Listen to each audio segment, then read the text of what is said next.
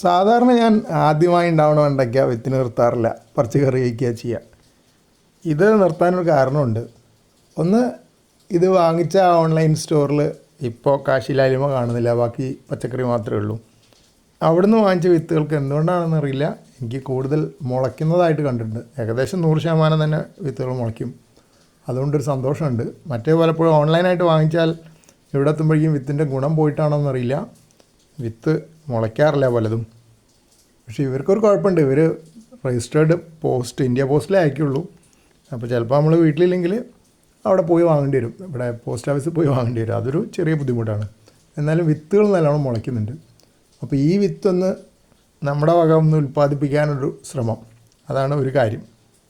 പിന്നെ ഇതിലെത്ര കാശിലായ്മ ഉണ്ടാവുമെന്ന് എനിക്ക് അറിഞ്ഞുകൂടാ, അതുകൊണ്ടും കൂടിയാണ് ആദ്യത്തെ തന്നെ വിത്തിന് നിർത്തുന്നത്. ഞാൻ വായിച്ചിരിക്കുന്നത് കാശിലായ്മയ്ക്ക് ഒരു ഹെക്ടറിൻ്റെ വിളവ് നോക്കുകയാണെങ്കിൽ ടൺ കണക്കുള്ള വിളവ് നമ്മൾ ഈ ഒരെണ്ണം നടുമ്പോഴത്തെ കാര്യമല്ല, സാധാരണ പച്ച വെണ്ടയ്ക്കക്കാട്ടും കുറവായിട്ടാണ് പറയപ്പെടുന്നത്.